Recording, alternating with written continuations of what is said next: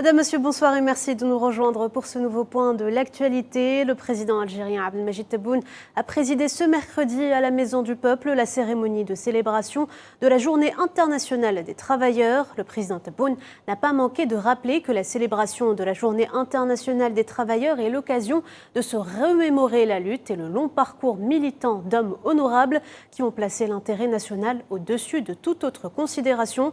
Abdelmajid Tebboune a plutôt dans la journée déposé une gerbe de fleurs devant la stèle commémorative du Shahid Aïssa Tidir et de l'ancien secrétaire général de l'UGTA, le Shahid Abdelhaq Ben Hamouda. Il s'est également recueilli à la mémoire des travailleurs et des syndicalistes martyrs de la glorieuse guerre de libération nationale et du devoir national.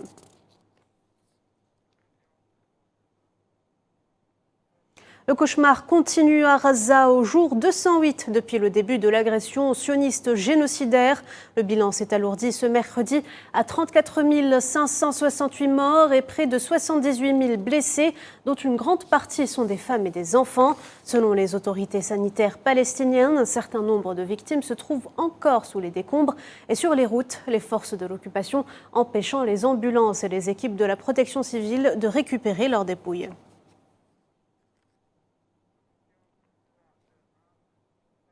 Et en cette journée internationale du travail, environ 500 000 travailleurs de Cisjordanie et de Gaza ont perdu leur emploi ces derniers mois, tandis que des milliers d'entre eux ont été arrêtés et torturés par l'occupation sioniste depuis le 7 octobre dernier.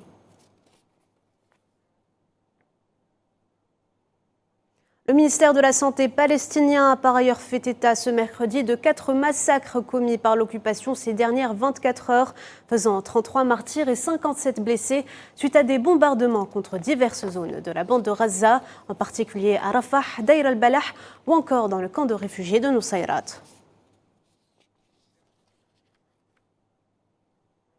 La ville de Rafah, devenue un refuge pour quelques 1,5 million de Palestiniens, est aujourd'hui dans le viseur de l'armée sioniste.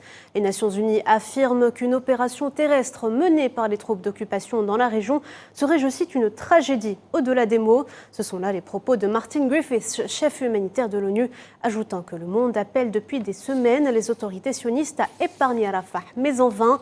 Les bombardements qui ont eu lieu quotidiennement pourraient être suivis d'une attaque terrestre.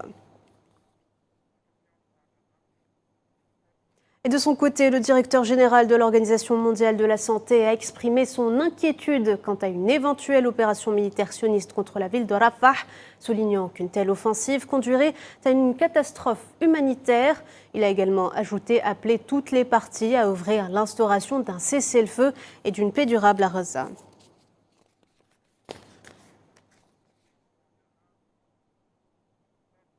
On le voit tous les jours, l'élan de soutien à la cause palestinienne ne faiblit pas à travers le monde. Ce mercredi, de nombreux manifestants se sont rassemblés dans la ville sud-africaine du Cap pour dénoncer l'agression génocidaire sioniste contre Gaza et appeler à un cessez-le-feu et à la libération de la Palestine occupée. L'Association marocaine des droits de l'homme a appelé ce mercredi la classe ouvrière à unir ses forces pour repousser les attaques contre le droit au travail syndical et afin de faire face à l'exploitation et à la répression des libertés dans le pays. L'association a par ailleurs affirmé son implication dans chaque action de lutte visant à déraciner la corruption et la tyrannie ainsi qu'à éradiquer l'injustice et l'oppression dont souffre la classe ouvrière au Maroc. Et en Tunisie, en ce 1er mai, rime avec solidarité avec le peuple palestinien. Ils étaient nombreux ce mercredi à avoir battu le pavé à Tunis, drapeau tunisien et palestinien à la main et kéfier autour du cou pour réaffirmer leur solidarité indéfectible avec la Palestine occupée, appelant notamment un cessez-le-feu immédiat. Le secrétaire général de l'Union générale des travailleurs tunisiens, Nourdine Taboubi, était également présent. Et voilà, c'est la fin de ce flash. Merci de l'avoir suivi. Je vous donne rendez-vous à 19 h pour le journal de la rédaction. À tout de suite.